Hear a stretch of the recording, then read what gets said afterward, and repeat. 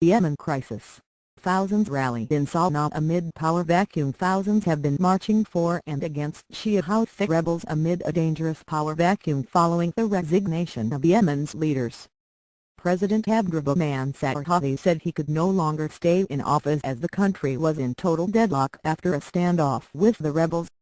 Yemen's parliament is to hold a crisis meeting to discuss whether it will accept Mr Hadi's offer. Meanwhile, aid agency Oxfam says Yemen is nearing the humanitarian catastrophe.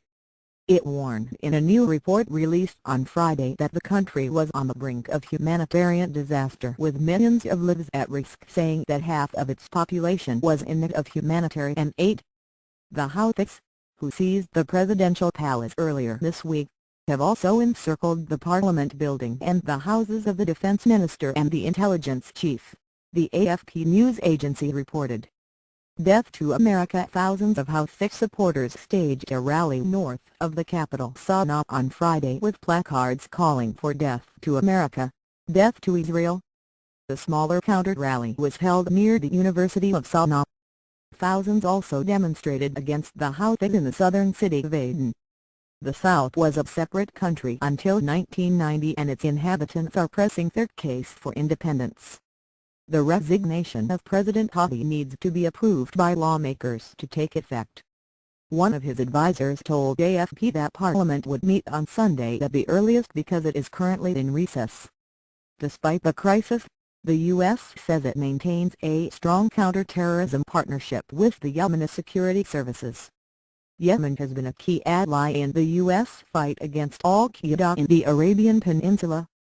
White House spokesman Josh Earnest called for a quick, peaceful transition. The U.S. has further reduced staff at the embassy in Sanaa in light of the current situation, he said. Earlier this week, Houthi gunmen fired on Prime Minister Khaled Bahah's convoy and then laid siege to the presidential palace, where he was staying. Then on Wednesday the home of President Hadi was shelled, shattering a ceasefire that had been agreed only hours earlier. The ceasefire deal had met a series of rebel demands, including the expansion of Houthi representation in parliament and key state institutions.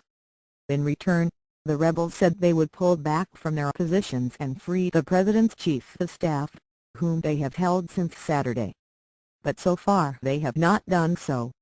The Houthis, who follow a branch of Shia Islam known as Zaydism, have staged periodic uprisings since 2004 in an effort to win greater autonomy for their northern heartland of Sanaa province.